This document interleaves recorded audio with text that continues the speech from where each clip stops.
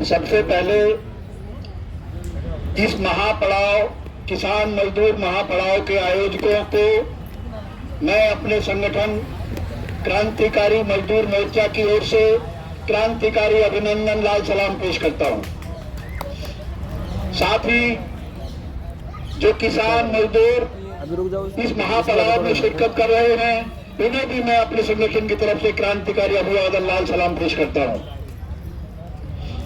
साथियों, हमारे इतिहास का सबसे काला अध्याय मोदी का 10 साल का शासन खत्म होने को आ रहा है।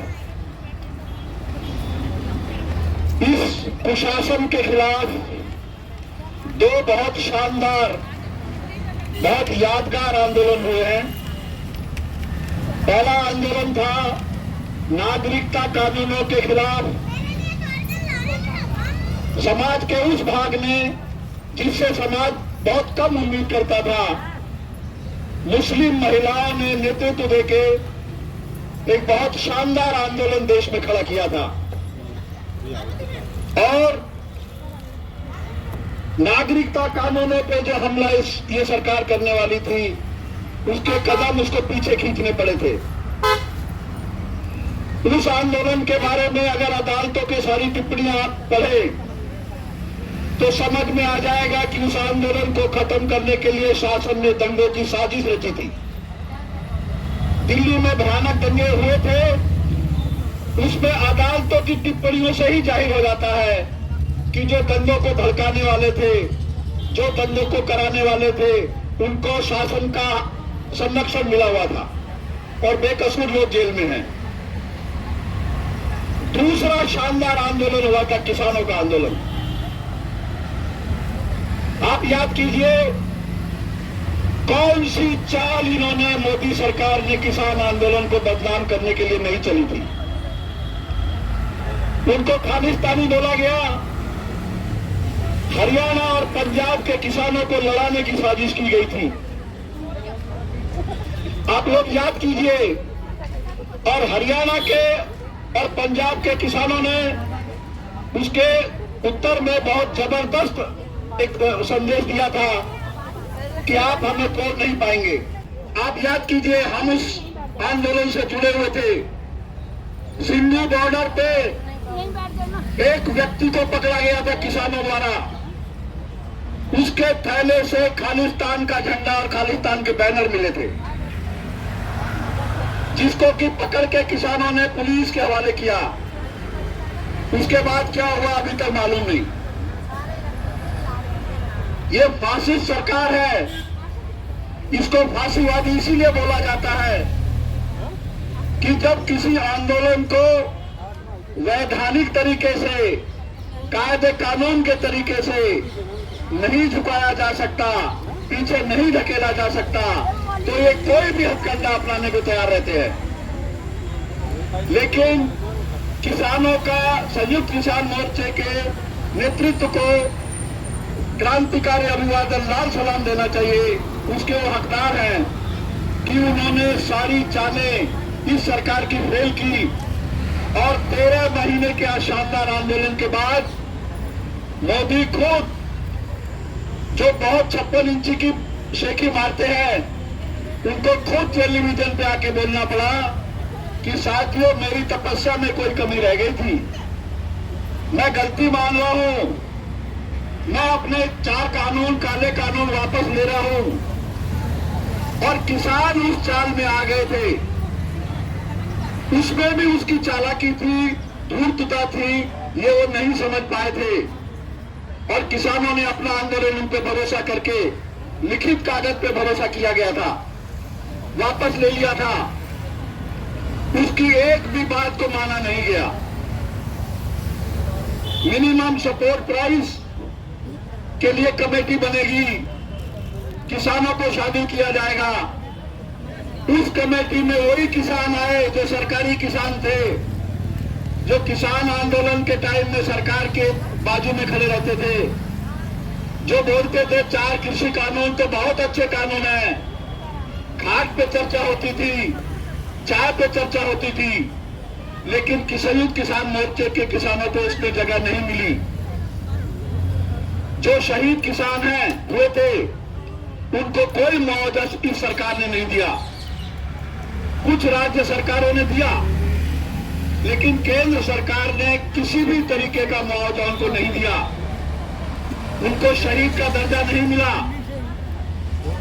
जो मुकदमे वापस लिए जाने थे उनमें भी कुछ मुकदमे वापस नहीं लिए गए। अभी तक किसान कार्यकर्ताओं को नोटिस आते हैं। इसकी एक और चालाकी है कि जब वो शांत रहेंगे, घर में रहेंगे तो पीछे रख लेंगे अपने नोटिस।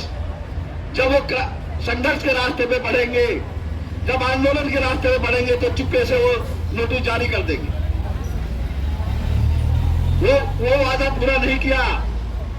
जिस हत्यारे टोनी ने किसानों के ऊपर गाड़ी चलाने का षड्यंत्र रचा था, वो उसी तरह से केंद्र में सत्ता में विराजमान है। उसको कोई उन्होंने हटाने का भी जहमत नहीं उठाई है। तो साथियों, ये चरित्र होता है फांसीवादी सरकार का। कोई भी हथकंडा अपनाओ, झूठ बोलो, गलत बयानी करो, षड्यंत्र करो, लेकिन अपने एजेंडे पे चलते जाओ। और उनका एजेंडा है कि सारे संसाधन अडानी अंबानी को सौंपते जाओ, मजदूरों को, किसानों को हाँ हाँ करते जाओ। उनके बिजली के बिल फिर से आ गए हैं। जो बिजली का कानून था वो वापस ले आए हैं। कोई भी उसकी बात नहीं मानी गई है।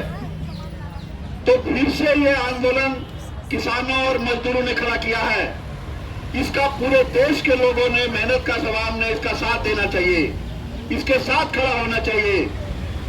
क्योंकि ये सरकार सिर्फ आंदोलन की भाषा समझती है। सिर्फ संघर्ष के रास्ते से ही इसको पीछे धकेला जा सकता है। आज आप देखिए, हमारा संगठन फरीदाबाद के मजदूरों में काम करता है। कोई कानून, श्रम कानून हटाया नहीं गया। कानून की किताब में वैसा ही लिखा हुआ है, लेकिन कोई भी कानून लागू नहीं है। एक भी श्रम कानून लागू नहीं है। कितनी सारी फैक्ट्रियों में मजदूरों को महीने के बाद जब वो तनख्वाह मांगने जाता है तो मार के भगा देते हैं। ये किस कानून में है? श्रम विभाग उनको जाके बोलते हैं। उनका साफ कहना है कि सरकार ने हमें लिखित बोला हुआ है, लिख के दिया हुआ है कि कोई इंस्पेक्टर कारखाने में नहीं जाएगा। जो मालिक कर रहे करने दो, चुपचाप तमाशा देखो। अगर मजदूर इकट्ठे होके आते हैं तो बीच बिचाव करो, फैसला करो और मालिक को बचाओ, और फिर से मनमानी करने दो। आप देखिए, प्रोविडेंट फंड जो मजदूरों का हिस्सा काटा गया था, उसमें मालिक को भी उतना हिस्सा मिलाना होता है। वो तो मिलाना छोड़ दीजिए, जो मजदूरों का हिस्सा था वो भी खा गए।